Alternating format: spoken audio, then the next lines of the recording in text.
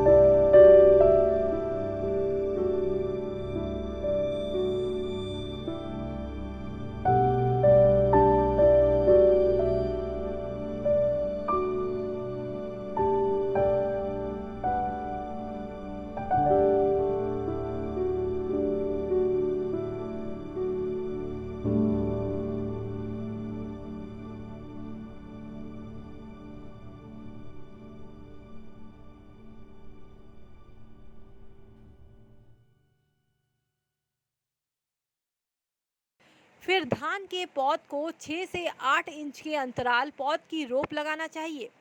धान की रोपाई के तुरंत बाद इसकी सिंचाई करते रहना चाहिए जब तक धान के पौधों में कल्ले ना फूट जाएं, और पानी तब तक देना चाहिए जब तक धान के पौध में दाना ना आ जाए। धान के पौध में जितना पानी रहेगा, खेत में लगभग 5 से 6 सेंटीमीटर पानी रहना अति लाभकारी है। धान की पैदावार उतनी ज़्यादा होगी और समय समय पर धान के खेत खरपतवार को भी निकालते रहना चाहिए। धान के फसल की अच्छी उत्पादकता के लिए खेत में सही मात्रा में उर्वरक का होना आवश्यक होता है। धान की रोपाई के बाद यदि फसल को उर्वरक की सही मात्रा दी जाती है तो पैदावार काफ़ी अच्छी होती है। धान की खेती में यूरिया के अधिक इस्तेमाल से बचना चाहिए क्योंकि इससे पैदावार को नुकसान होता है। किसान अपने फसल की उत्पादकता को बढ़ाने के लिए 100 से 130 kilogram DAP, 70 kilogram MOP, 40 kilogram urea एवं 25 किलोग्राम जिंक प्रति हेक्टेयर की दर से रोपाई के समय तथा यूरिया की 60 से 80 किलोग्राम मात्रा रोपाई के 4 से 5 हफ्ते बाद प्रति हेक्टेयर के हिसाब से खेत में प्रयोग कर सकते हैं और कटाई से 15 दिन पहले खेत से पानी निकालकर सिंचाई बंद कर दें। मगर आपको पता होगा कि धान की फसल पर बहुत सारे रोग लगते हैं। लगने वाले ये प्रमुख रोग हैं जैसे सफ़ेदा रोग, खैरा रोग, शीत ब्लाइट, झोंका रोग, भूरा धब्बा, जीवाणु झुलसा, जीवाणुधारी, मिथ्ये कणुआ। इनका समय रहते नियंत्रण नहीं किया गया तब फसल को काफ़ी नुकसान पहुंचाते हैं। धान की खेती में आपको खरपतवार से भी निपटना आना चाहिए। खरपतवार भी फसल को काफ़ी हद तक नुकसान पहुंचाते हैं। धान की खेती में बहुत सारे खरपतवार होते हैं जैसे मिथ्ये कणुआ, होरा घास, बुलरस, छतरीदार मोथा, होरा घास, सावा से भी निपटना आना चाहिए।